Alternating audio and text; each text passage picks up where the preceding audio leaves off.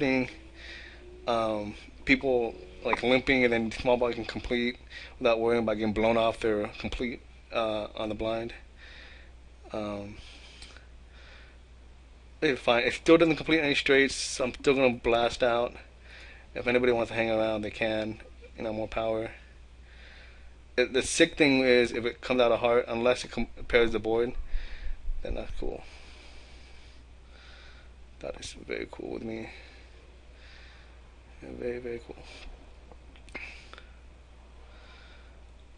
If the board comes hard on the river, I might have to check call, depending on what he does. But most likely not. He's I'm not gonna do anything. On that line, I could have done was I could have checked the turn and then check raise actually the turn. I mean, if I check and then somebody just be like, oh, he just try to buy the flop. Although I must say that it does look pretty powerful when you bet into it, two or three people, and you pot it, first to act. So that's that's worth thinking about. But then again, I'm not saying my opponents are like zombies, but you know, sometimes they don't necessarily think that. They just see like, oh, he just bet big, and okay, what do I have? Can I continue? It's not necessarily what did he bet big with, right? It's more like, okay, I have XYZ hand, and am I able to continue? Not is it profitable, or am I able to like take a different turn on a different street? Like maybe raise him off a hand, regardless of my hand. It's not going to be like that, most likely. Let's see, yeah. Design God 1. Played with him at PLO 25. He short stacked it. I mean, it's no duh. I mean, he short stacked at PLO 10. So, you know, whatever. I've got a primo hand to fold here. I got 10-9, 5 deuce. Definite fold. Now, who am I targeting here? You might be wondering. Who am I targeting today? Definitely always want to target their stacks that are big. If they weren't targeting, in a sense, I mean, if they're competent players and so forth, so on, you best kind of want to steer, you might want to steer clear away from them. Sorry about that. I have a tournament starting up now. It's the $1,250 guaranteed turbo bounty that I am playing. Go me.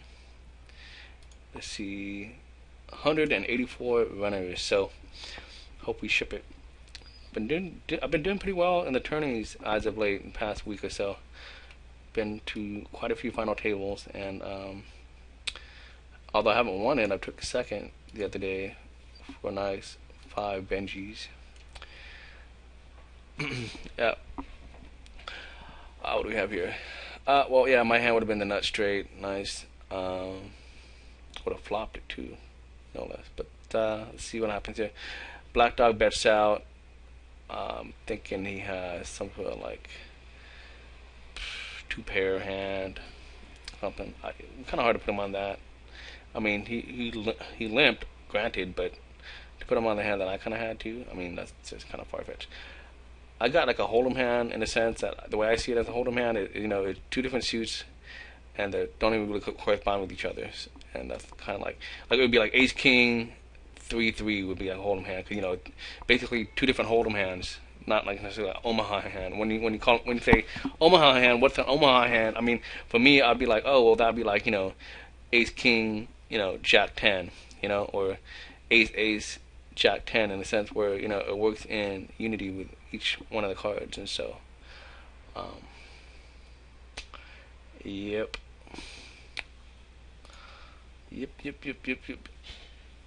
So yeah, so you try not to fall in love with those or those hold'em hands and when you're playing PLO, because that's not good. Okay, what do we have here? Oh yeah, definitely bad play by Design God. I mean, he had not even a nut flush. He had like a bottom flush. And what the heck was he thinking? Let's take a look at that one real quick here. Yeah, that's banana, guys. Let's see. I mean, he was short stack, so I guess he felt like he could push. And let's see.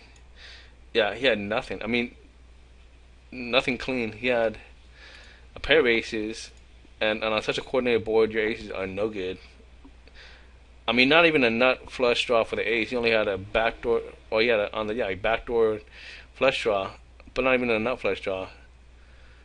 That's just horrendous. Horrendous. Got a Memphis Mark got a gift.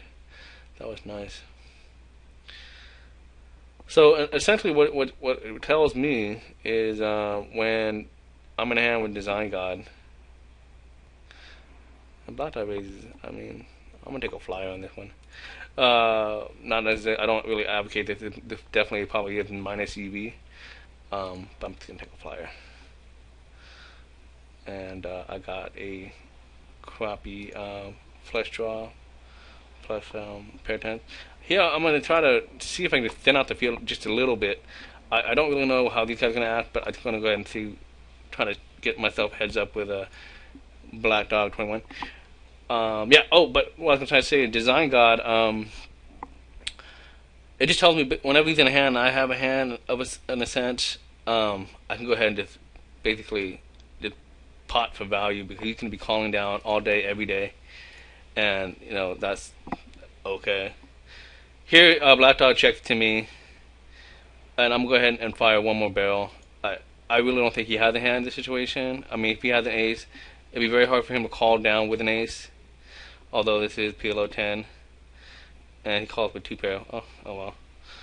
What can he do? I mean, that kind of sets me up in a sense for later gameplay, I guess. Kind of like a metagame theory. Let's take a look at what he had. I don't think he had the nut flush draw though. I don't think. But that's fine. I'm okay with that. I'm okay with doing a little advertising in a sense. Like, hey, I'm not afraid to play at you. Play back at you actually. Yeah, he had no draw other than he had two pair. Oh man, Black Dog played it so bad.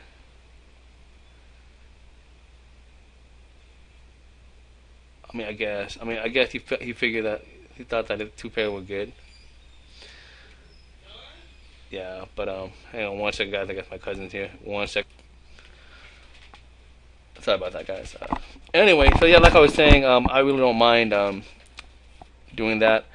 In hindsight, I mean, I felt like I could have maybe a bit more prudent to check back on that river. But I mean, like I'm really, my whole style is, it's like if I do that too often, it becomes exploitable. I mean, I think because then I miss out on value that I could have gotten. Let's say I have like a decent hand, and by the river I decide to check back in position, obviously against Black Dog or against anybody really. And in the end, when we go to showdown, I have the best hand. Well, who to say if I bet out and they'll pay me off? Then I'm just losing out on money that I could have earned by betting out. And so that's why I don't want to fall into that trap of like, oh well, I just should check back every time because they always have it. If PLO10, everyone's solid. You know what I mean? That kind of mentality, and that's not the case. So, and essentially also because like my hand really isn't that strong for showdown. Let's go back and take a look at it real quick. Yeah, it's not even a hand that you really want to mess around with. I'm gonna go ahead and pull this, guys, and go ahead and pull up the hand here. Yeah, I had a pair of tens. And I kept on firing, and I don't mind that fire. And I fired three, and he called. And he was like, I'm gonna call you. So yeah. So yeah, it's either bet or just lose the pot, And I'm gonna take that betting line all the time, in a sense. But I'm really sure that I don't have equity here. I'm gonna go ahead and bet it out. But I'm gonna put it on a note. We'll call down